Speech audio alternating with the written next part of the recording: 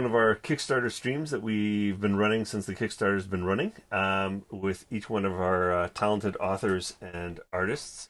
We have the pleasure of having Stephen Pearl, and we will be going through, I guess, a little bit of a question and answer period with our Kickstarter backers. And before that, maybe Stephen, you can kind of give us a little bit of a rundown about your background in the series, with Horn of the Kraken being the first of the installment for these heroes, and kind of lay the groundwork for what people can expect in Mistletoe Spear.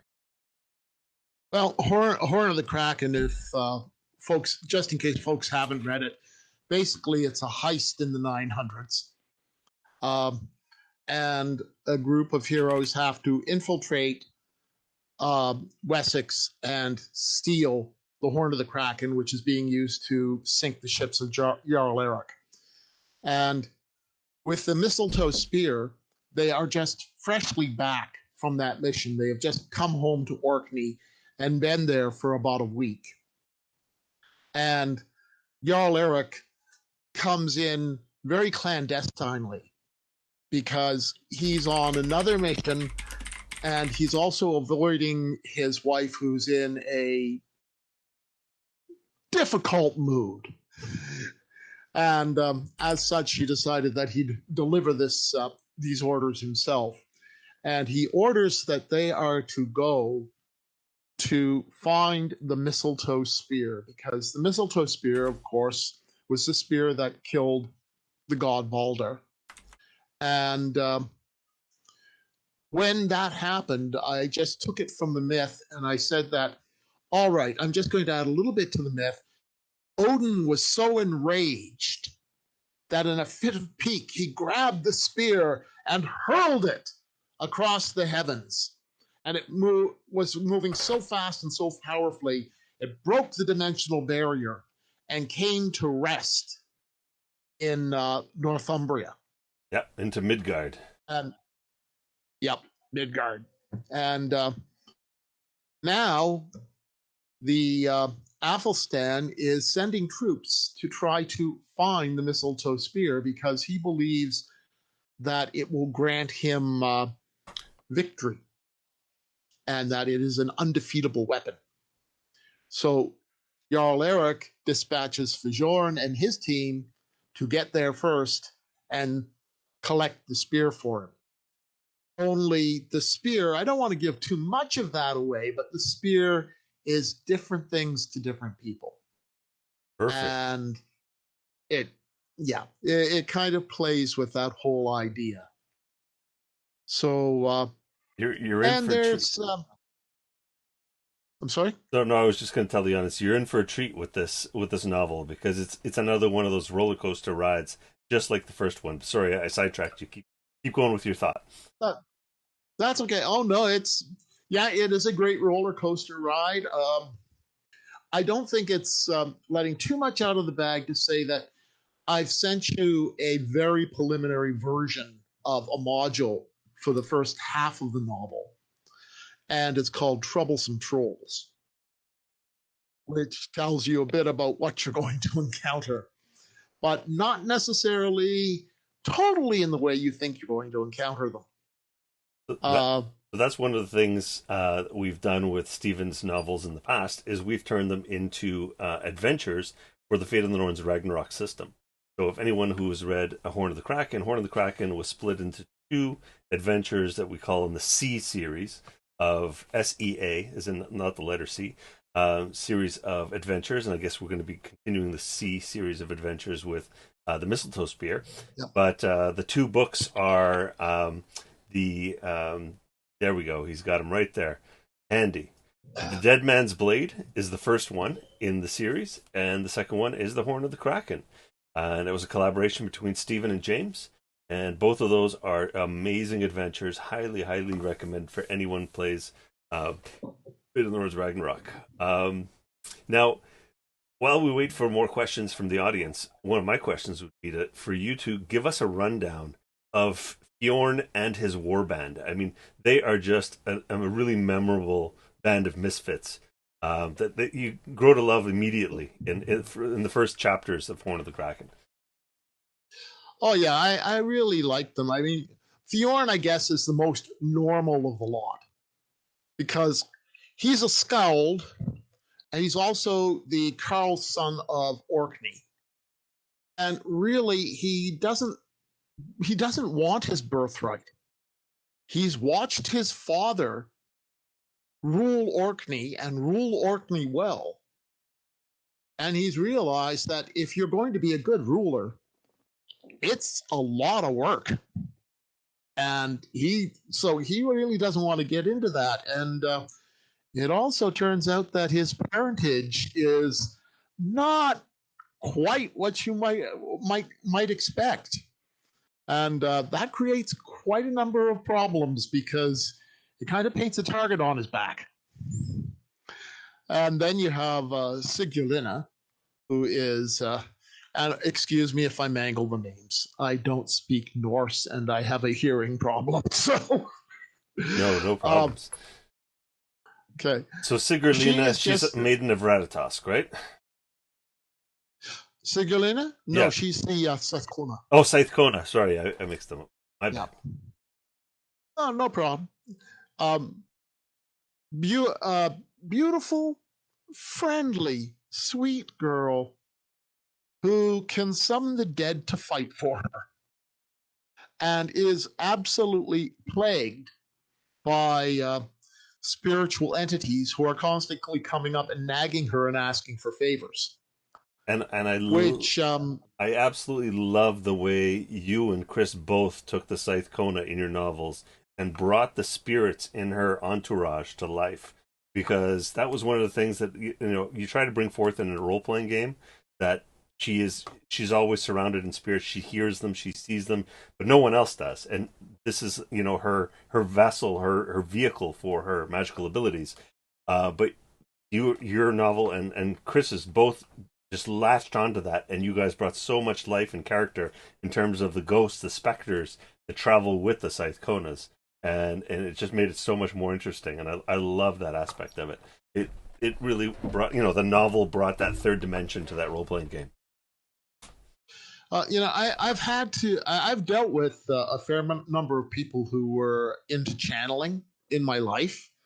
So I actually tapped into a lot of real world stuff and kind of adapted it over, uh, exaggerated it Mm-hmm. considerably. But I did get into that. And yeah, it is sort of the thing of, yeah, you're the only person hearing this voice in the room. And you don't think you're psychotic, but you really start to question it. Um, this comes through, I think, with her. It's sort of, yeah, it's a pain in the ass, and they always want something. Um, and then, of course, you have Aiden, the Gildna, yeah, The Gelder, Rune Master, the Galder, yeah. Gelder, that's it, Gelder, Rune Master, and he's just shy 7 foot tall. And the reason I made him just shy 7 foot tall was I didn't want him to go up another category in the game rules. Yeah. So I wanted to keep him in that human norm, but barely. And Nice. he's one of these guys. He's built like a grizzly bear, and he's actually called Aiden's bear friend, Aiden Bear Friend, and he's very actually he's one of the most gentle, philosophical men you're likely to meet. And I do some nice backstory on that, in so much as he was orphaned at a fairly young age, and a angel of death took him in, and she became basically his foster grandmother. And so he grew up with this whole angel of death vibe and has a lot of respect for them and kind of an understanding simply by exposure to death. And it's made him very philosophical, and he's actually fun because he's not arrogant at all. It's sort of, I don't know what the hell's going on. Why would I know what the hell's going on. But when he does know what's going on, it's sort of, no, the storm's coming in. I've been a sailor since I was 7. Trust me, the storm is coming. Bofrin says And he, there's a Norse pirate commenting about pirates on this channel or in your story. oh, yeah, I guess. Well, there's the smugglers who I'd say were pirates, Oh, but he says no, stole me gold with this Kickstarter. oh, He's blaming us for stealing his gold. Thank you for backing the Kickstarter, Bofrin. Welcome aboard. yes, thanks. Um, so he's just fun. They're all fun to play with. I mean, you have the deer who is basically he is the impetuous musclehead with a heart of gold.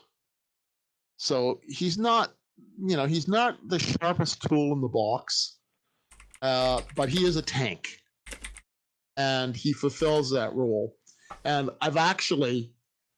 I've been working on lately until I just had something dumped on me. But before that, I was working on the Wolf's Son, which is the third novel in the Bastard Prince saga, and I play up some of Vadier's bullheadedness in that, and through his actions, he ends up for a time.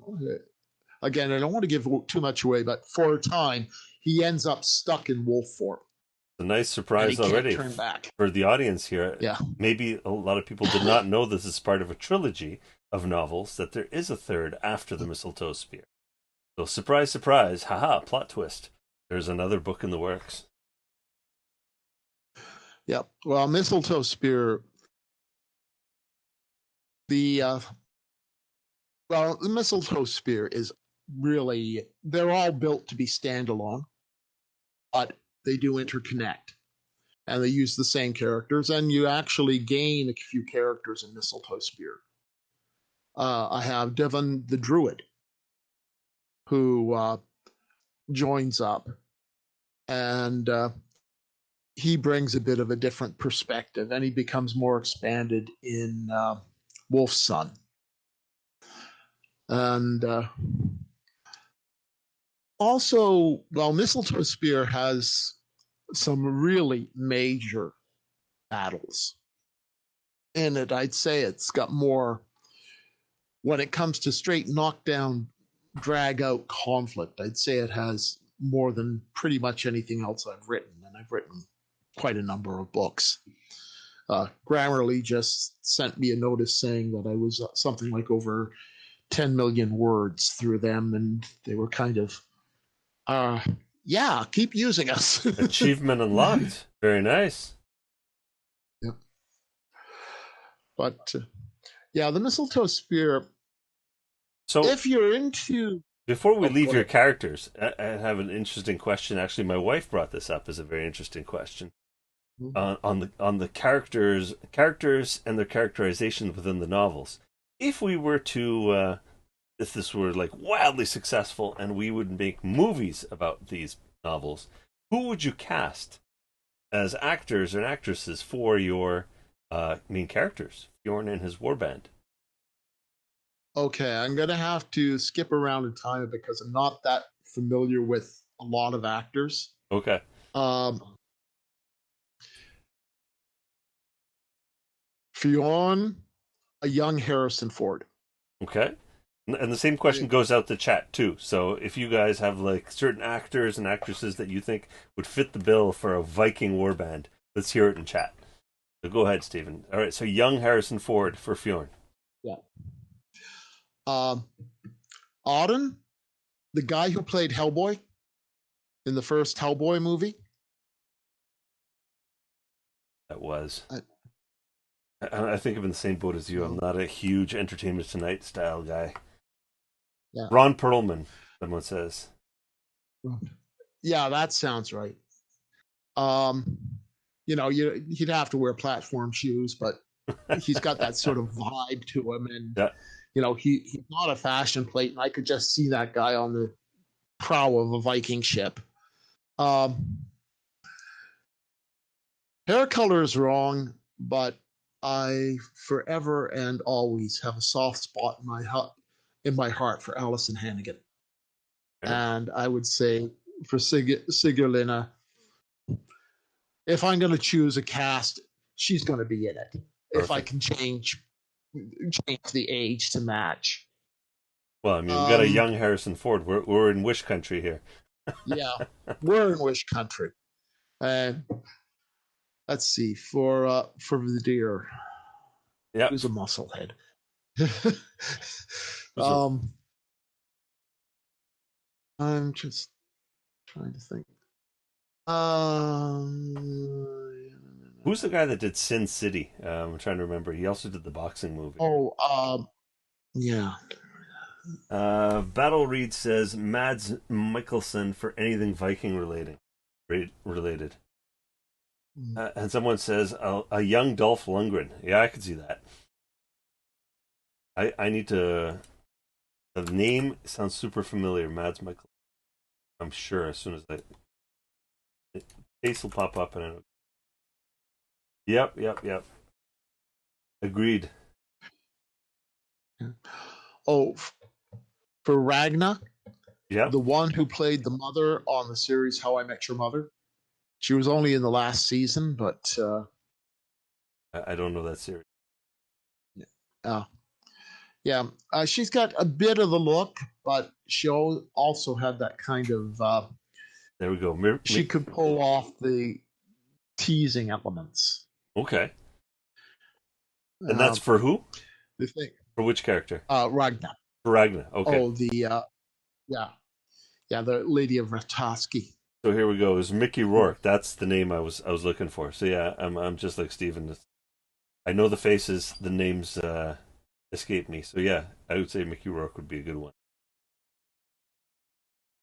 Yeah, yeah, it's there's lots of other, there are undoubtedly actors out there who could do it far better. I did have an interesting thing just riffing on this a bit. Mm-hmm. I was at a pirate fest a few years ago. Okay. Horn of the Kraken had just come out, and I looked up and saw the crew walking across the field. They were all dressed in Norse garb, and there was one super tall guy, a couple of average height guys. One guy was, he must have been a bodybuilder, and a beautiful honey blonde, and this diminutive dark haired woman. And I just looked up at them and said, crap, that's them. Did you snap a photo? You should have snapped a photo. Like Uh, right there, you've got your whole cast and crew in one photo. yeah. I used to have a photo of them, and I hope I can salvage it because I've had a hard drive crash since then, Oh no. and I don't know whether it survived or not. I lost a lot of stuff in that, but yeah, it was amazing, and it just sort of there was a pirate fest, and they just walked by my booth. So occasionally you do run into your characters, That's awesome. but That's got to feel good. yeah, Any more questions for Stephen from the audience? So we're about halfway through our stream here, 30 minutes in. Guys, hit us up with the questions. This is the time to pick our brain, the author and artist's brains as we bring the talent on our nightly streams for this Kickstarter.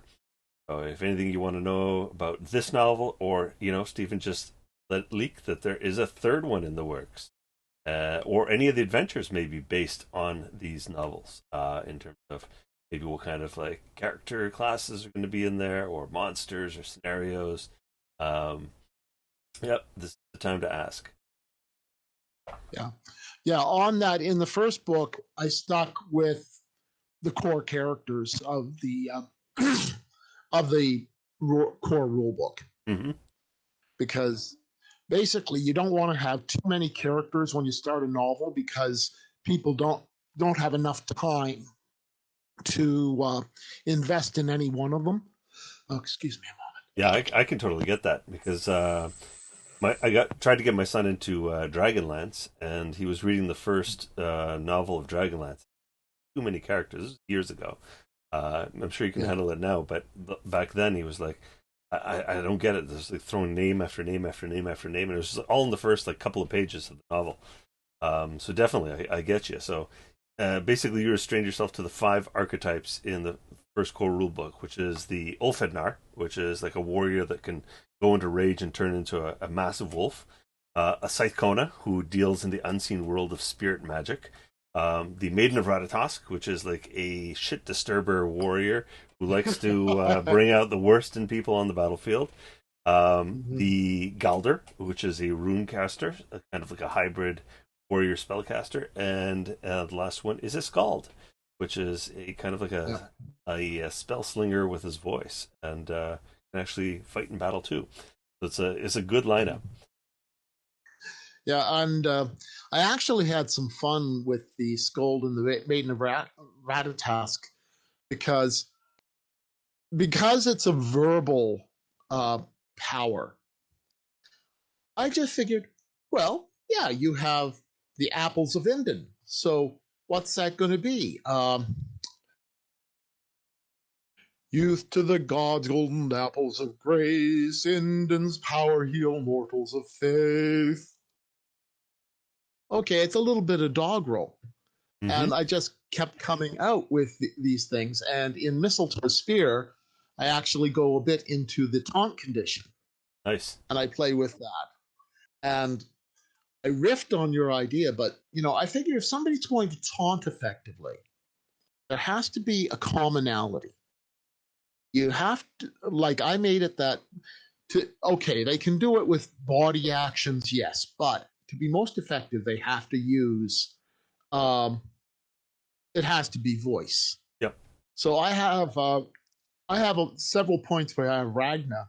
At one, she's taunting Crusaders points, but it's also just a lot of fun, and I would, I would be thrilled if somebody really took this to heart and actually included it in their campaign because I think that would be so cool to see in role play. Oh yeah, usually people do. They role play the taunts in battle for sure. And definitely you want that commonality of being able to find out like what someone is, I guess, upset about. Like what are their buttons? And then you need to press their buttons. So it's like a 1-2 punch. Um And no, that wasn't quite. oh, yeah, and there's a lot of fun things like that that are sprinkled throughout the text, and there's also a lot of straight problem solving scenarios that you could incorporate into the game. There's one where the ship has basically run aground because of the acts of the saboteur. How do you get the ship back into the channel so that it can progress on its way? And how do you deal with the ships that are coming up behind you with loaded crossbows? So, there's a lot of just this straight, yes, there's a problem. You have to deal with it. How do you deal with it? And that's where goes over into the role playing, and is another aspect of the fun of it. Yeah, I think it leads to a really easy translation from the challenges the characters suffer in the novel to the challenges that you can place in the saga that players would go through playing the role playing version of your novel adaptation. Yeah, and I think you're very Yeah, well, cognizant of that when you're writing too, because it was really easy to bring out those points from your novel because it almost felt like you placed those almost ahead of time. It was just really easy to plumb those.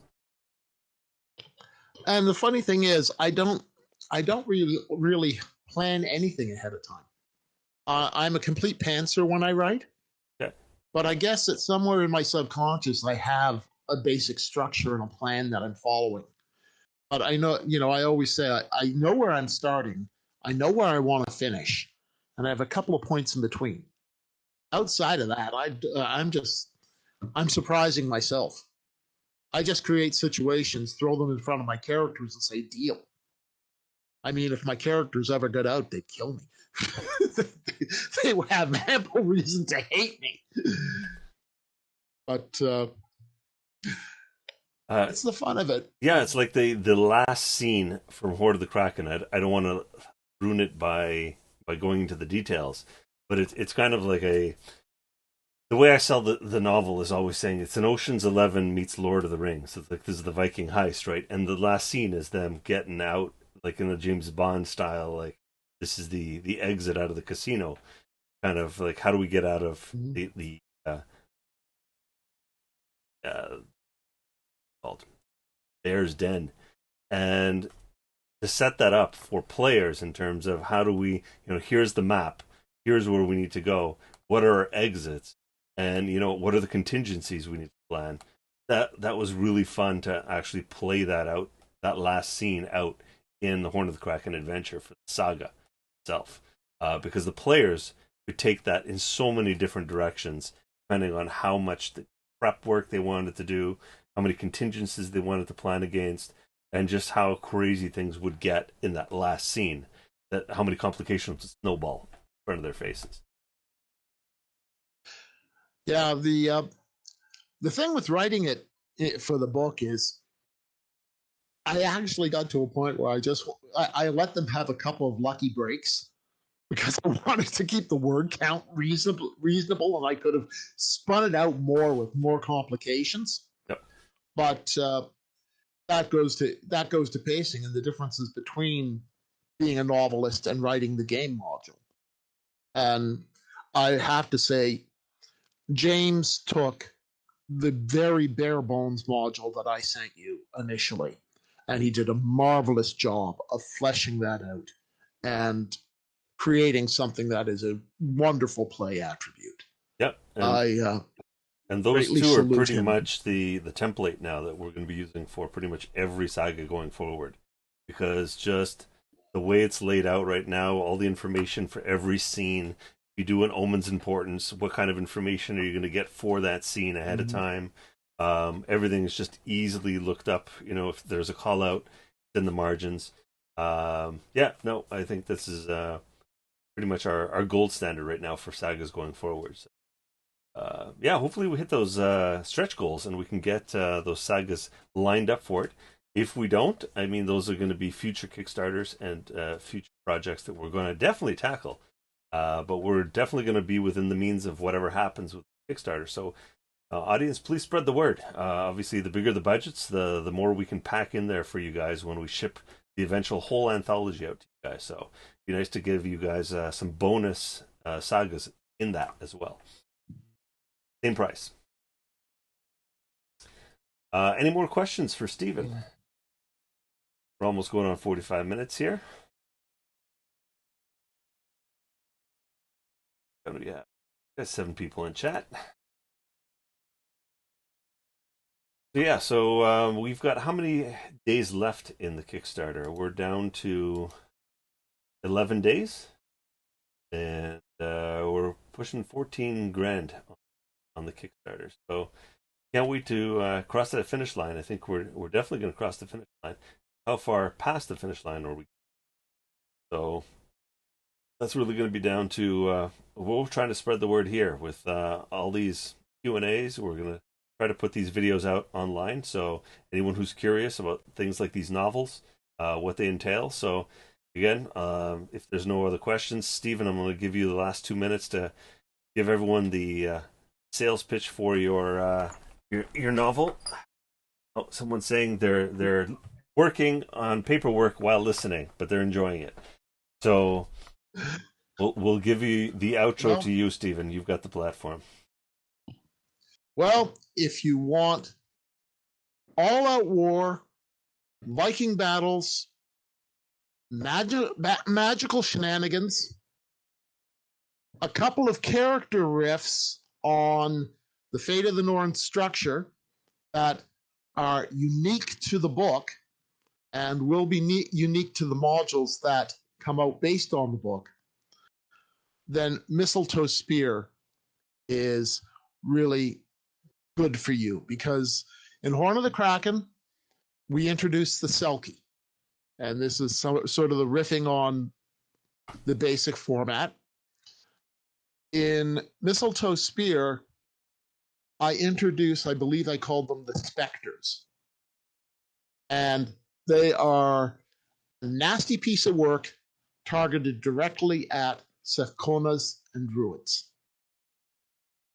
And they are I like to think that you approve of them, Andrew, I do. because they're based based strongly on what you've done, but they're just different enough that you can bring them out in your campaign and scare the pants off somebody.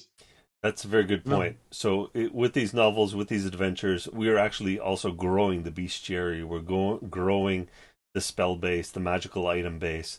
So you're getting more content for your RPGs as well. The world not only grows in the narrative and the stories, but also in your game content. So that's a very good point, Stephen.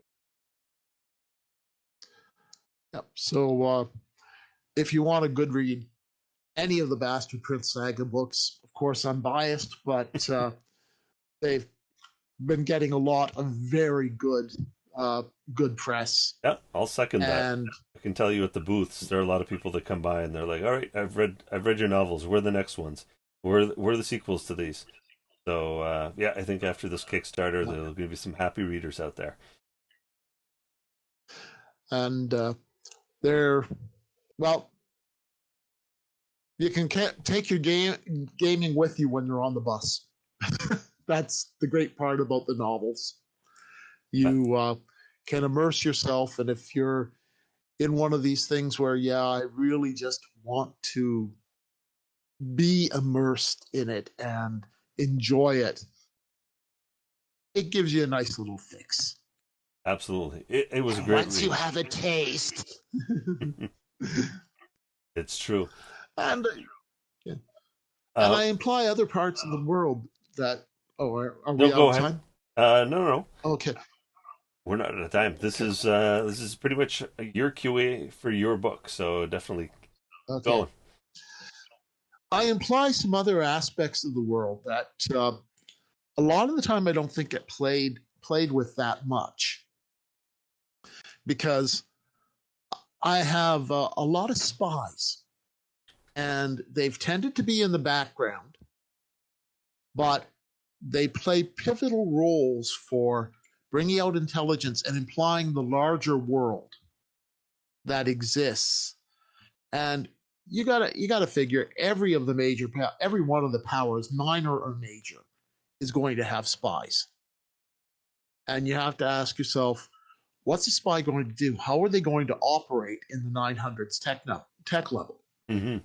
And you know, when your James Bond gadget is something you wind up and it makes a noise after a certain amount of time. Um, I don't have that, but the sort of equivalent thing of, yeah, you're not dealing with super high technology, but yeah, any technologies that's just a little bit more advanced than is common can be used as a James Bond gadget. And you can play that, and also recognitions. Uh, how do you recognize it's Fimbulwinter? It's dark. You see a shadowy figure coming at you. How do you recognize whether that's friend or foe? And I play a little bit with that of, yeah, we've got this thing of, there's one line, Harkon is an oath breaker and a catamite to boot.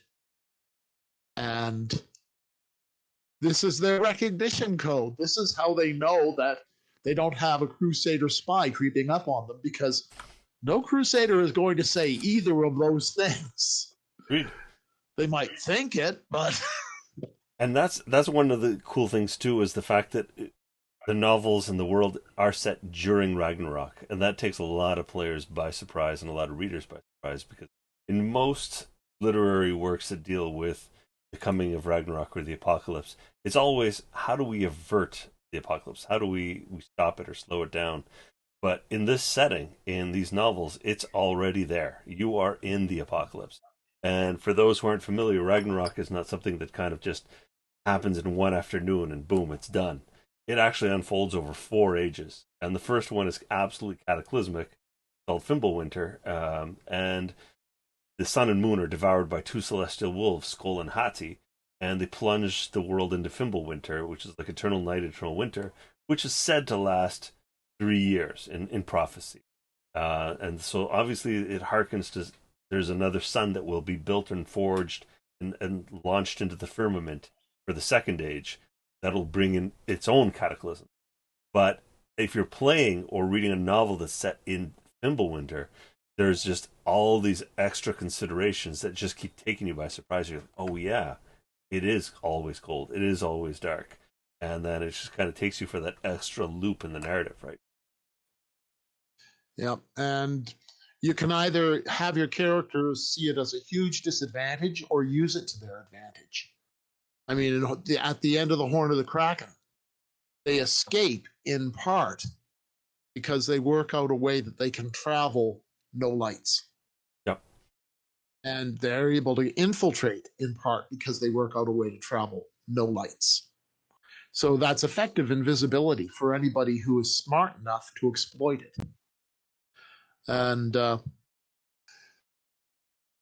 it's always helpful if you're navigating to have a Selkie along.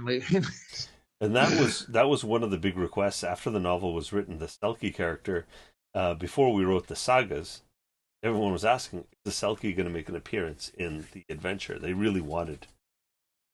And so that was one of those features that we just couldn't ignore. And I think we're going to have similar things with the mistletoe spear, and possibly what's the title, the working title for the third novel again? Solar Shard. Actually, third novel, Yeah, Wolf's Son, the Wolf's Son. and fourth novel will be the Solar Shard.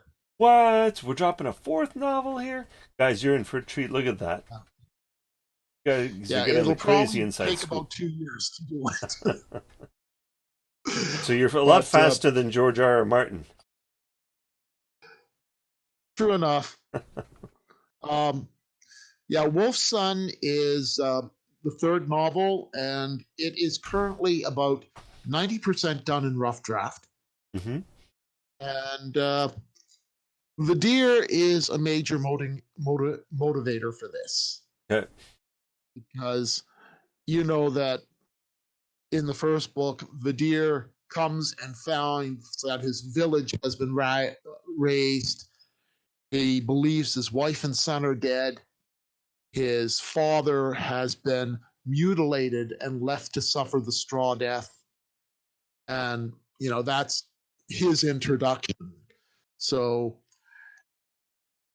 in the mistletoe spear, he has given that most dangerous of things, hope. Mm. And Wolf's Son is the result of that hope and the loyalty of his friends. Interesting. So I think And you've done a really good job at selling Horn of the Kraken because Battle Reed just said, I just added the first book to my Amazon cart. excellent. Excellent. I really hope you enjoy it. I think you will. I think it's some of my best work. Uh, and I have quite a number of titles published, but I do have a soft spot in my heart for the Fate of the Norns universe. Yeah, maybe we can talk about that, how we first met and how this all came together. I mean, I think you and I met at Fan Expo, if I remember. I mean, this been a lot of meetings It in was Toronto. Yeah, it was the Little Fan Expo. It's a little brother event. What was the Uh, little brother event of Fan Expo? yeah. Um, What is it? Toronto Comic Con or something like that. okay, yeah, yeah, and then I think we had ended up having booths next to each other, right? Yes. Yeah. And you picked up a copy of Nuki Kubai. Yes, Yeah, because I was like, oh, And you're writing about mythology? Tell me more. yeah, and it sort of came out that we had a lot in common because I was in the SCA for 9 years, and I was Celtic persona, but I had a lot of Norse persona friends, and I'm I've actually picked up a broadsword and I know how to fight with it. I got about an inch of rust on me, but I know the basic moves. Yeah. So we had quite a lot in common that we were sort of riffing on, Oh, for sure. and And I think it was, then I think it was your wife that I ended up proposing it. She said, you guys can do something together. We're like, yeah, let's talk about it. Let's see what we can do. And then you were starting to look at some of the books that we had out. I think at that time, and this is going way back, we were probably, what, 2014? I think our table wasn't that full yet. We yeah. didn't have like 30 SKUs like we do today. Battle Read I says, think you had the core rule book, and when I first wrote Horn of the Kraken, there was the core rule book, and you had just come out with Denizens of the North. okay. Yeah, we're looking at like Uh, 2013, 2014 then. Yeah. Yeah. Battle because Read I says fighting. Now you have my full attention. So I think we've got someone that's into if not LARPing, the what is it, HEMA? I think HEMA is the sport where you're actually fighting with the metal weapons, right? I I did SCA combat. It sort of put on a tin suit and wail at each other with baseball bats. But it's quite a lot of skill to it actually, Oh, I and bet. you do any. I also did fencing, and you do any kind of sword fighting, and you come to several understandings about it. One, the weapon that you use is dictated by the armor your opponent is going to wear. Because if you're using a broadsword, but you're not armored, and your opponent is unarmored and he's using a saber, even though the saber is the lighter weapon, he has a distinct advantage because he will tire slower and he's faster. If, however, you're armored, the saber, most of its strikes are going to be stopped by the armor. So it's like trying to hit a tank with a baseball bat. Right. Um, and this is another thing that I try to play with in the novels, and I really appreciated one of the things of your gaming system that it's not, oh, your armor, it's better to be armored than not armored, and here are your armor grades. That you have all these things of no, if you're unarmored, you get this defense bonus because of agility, and you can do this that increases your protection factor, and that can increase your protection factor. And while armor is useful, it's not the be all and end all. Yep. Yeah, there's And parry as well. You've got passive defense yeah, and active defense as well. And Battle Reed says, I have done Japanese sword, Italian rapier, SCA, and now Filipino martial arts. So wow, we've got quite a warrior yeah, here. Perfect. We've got Vikings in the ranks. Battle hardened Vikings. that's a good skill set. Cheers to you. All right. Yeah, well, as I said, I've got about an inch of rust on me, but I've had that experience, and I've had the experience of being standing in a line with 500 other guys as 500 guys charge towards me in full armor, screaming, and then they start pounding on you. And just happens I was at Penzic War, and the interesting story was that is I happen to know the King of the East, and the kings in the SCA are chosen by right of arms. Mm-hmm. So this guy was the best fighter in the Eastern Kingdom. So I'm at the war, and they come charging up. Who do you think is right in front of me? I The mean, king. I was just this run of the mill foot soldier, and The baddest ass guy in the East Kingdom, poof, he's right in front of me. I just sort of went, I am going to die. Oh no. Well, I can go to the swim hole. What's the And swim yeah, hole? there's a swim hole at Penzic War, Okay. and it's about the only place to cool off, and it was really hot that day, so dying on the field there wasn't going to be too bad a thing. It's just, but All right, so you don't have to keep so lying there on the field as like furniture. yeah, and so he clocked me. I went down.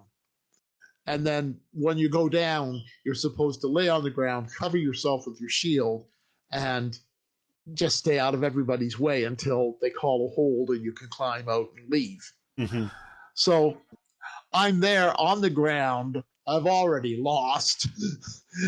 I have two guys sitting on my shield on top of me, wailing away at the other side. Oh no. And I'm just laying there going, crap, call a hold, will you? Uh, I'm sure it's a but good it's fun. workout, man. You don't have to go to the gym after that.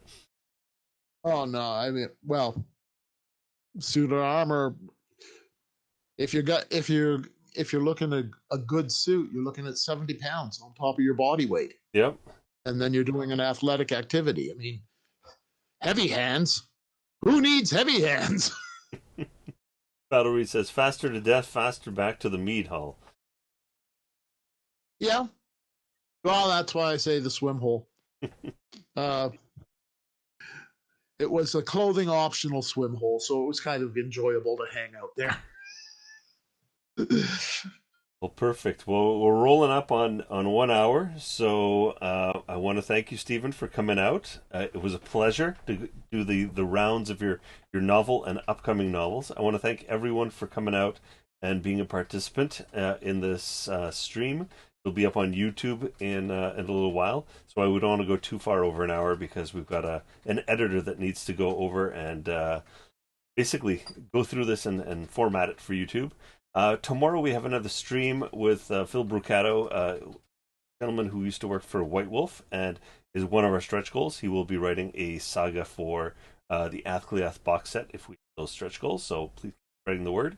And on Sunday, we're going to have a stream, take two, with Vincent Pompetti. Hopefully we've worked through all of the technical difficulties. We couldn't stream last week. We tried for 45 minutes. His audio and video were just not cooperating. So we're going to try again on Sunday at 4 p.m. Eastern. So again, thank you everyone, and until next time, Skål!